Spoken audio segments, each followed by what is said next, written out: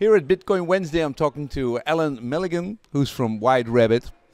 He's Norwegian English, and you basically have a way to turn pirates into fans, into paying fans, by installing a plugin, I understand, which allows me to voluntarily contribute to the movie maker. How does it exactly work? Well, I think it's important to say first off that it's a solution for all those films today that are not getting distributed. I'm talking beautiful films that are nominated to Cannes and Venice, who cost millions of dollars, and they have nowhere to go because the streaming distributors of today are not. The long tail of the movie. I mean, you showed me a slide, which I thought was the most interesting one, is that Netflix had 11,000 movies in 2012 in the program, and nowadays?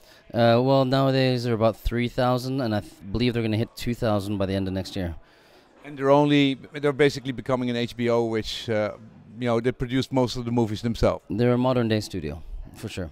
And there's no place, and there's at the moment no streaming service which basically caters to the long tail of all these movies. There's no global access to the films that really are not that are worth watching and really are not getting its audience that's waiting for these films. Yeah.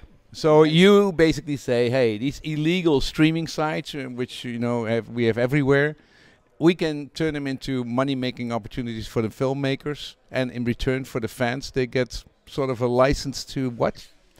Sorry, in return for the... In terms of me paying, I have a license to watch? You have a license to watch, with a good conscience that you have paid these artists, these entertainers, to create the art and entertainment that you have just experienced. And we have the rabbit hole. So once you've paid, you have access to the rabbit hole, which is your library, where you have all the behind the scenes, all the extras, all the merchandise, all the Q&A, hook up with the fans of the film. Okay, so let's step through that idea, because it might even work. I mean, I'm installing a plugin, in my Chrome or something like that, or whatever browser. I'm installing a plugin, the White Rabbit plugin, and then I basically go to an illegal site. I basically have I basically go to torrents, and I go to torrents, and I download a movie. What happens then? You stream a movie. We don't cater for downloading. So it's more of a popcorn hour. You could say that, yes. And then we're, of course, also encouraging and starting a program for new sites, new developers who say, you know what, we want to go 100% legal. Okay, so the streaming sites have to obey to your protocol. Yes, they do. Okay, so once I basically go to Popcorn Hour, which my kids love because they have a lot of movies there, then the plugin says, hey, you're watching this movie illegally, and then what? No, it says you're watching this movie, and we'd like you to pay so that you can have access to all this other great content. And then when they do pay, then they also know that the streaming site that has offered their great user interface or has a certain genre or niche that they're focused on will also get a part of the piece of the pie. Yeah. Okay, and then after I pay with, of course, a coin which you're going to offer next quarter. You need the special White Rabbit coin, right?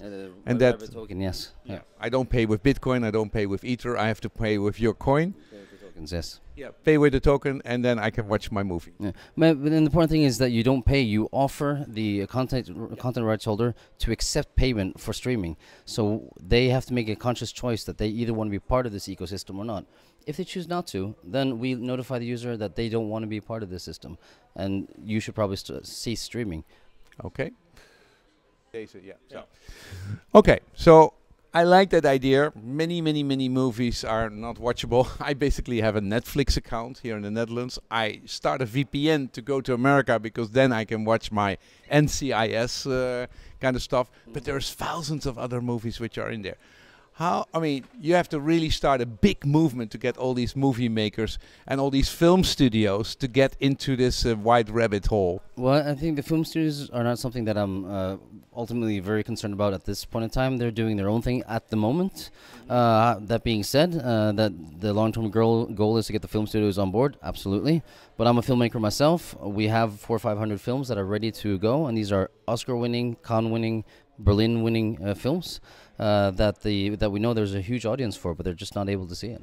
Yeah, And why don't you, get me a Spotify platform with the payment? Why do you then need to have the other people doing the streaming and you're only doing the voluntarily payment? Because I want that the fans have the freedom to choose which site they want to stream from, and I want there to be innovation in streaming, because there's a long way to go in terms of streaming innovation, and it's also better for the producers, because if there's one site that focuses on Nordic noir and that is their brand, then if I produce a Nordic noir film, can go there and meet my fans directly. So it's much easier to find what you're looking for when the websites have a certain, either a great user interface, a great search, or a certain brand and a certain type of film that they were streaming. Okay. We are issuing the coins, and then the coins are spent. How are we going to divide up the coins? 75% will go to the rights holder, 15% will go to White Rabbit, and 10% will go to the streaming sites. Okay. Why do you think that you can start a movement, an ecosystem, which is big enough to move any of this kind of stuff, which has been dormant for so long? Because we have the blockchain. That allows... Blockchain is just an easy way to get payment, but payment nowadays is not that difficult. I mean, most people have now a Netflix account, yeah. Yeah, most people, but I am a producer. It takes me 6 months to 5 years to get my money back from streaming or from cinema. So for us to have the blockchain, knowing that we know the numbers that are actually watching our films, that are actually paying our films, and that we can get that revenue immediately, makes a huge difference to the industry. So is there a lot of pinned up demands from the producers or from the watchers like me, or where is the big problem? Everywhere. Absolutely everywhere. Yeah. I mean, there's a few players who are now taking subscriptions. Netflix has never made a dime. They have never made a profit. No. And they are basically going from 12,000 in their bundle now to 2,000, and they're making their own content. Is that because they're stupid, or because very few people watch the long tail? Look, Netflix and HBO make great content. I mean, films and series I love, and I respect what they're doing, and I understand why they have to do it, because there is no business for the entire film industry in subscription. It's payment per view. Okay. What's the website? WhiteRabbit.one. Who's in your team? Myself, Hengame Panahi, Alexander Yarushin. What kind of people are those? Hengame is one of the foremost sales agents in the world from Celluloid Dreams. She's the only sales agent in the world who has won Cannes, Berlin, and Venice in the same year with his 3 different films. Great taste in film. Okay. Will Popcorn Hour subscribe to your model? I guess because they're distributed and it's really difficult to find them. But well, I'm not that worried that if sites today don't want to join in on this, if they want to be pirates, other ones will. Then there are new ones who will come up and say, you know what, I want to be part of this. You're giving us a business model, so this is something that we can create. I love the idea. I want to have those movies online, so I hope you will succeed. And I hope this ICO will succeed. Good luck with that. Thanks.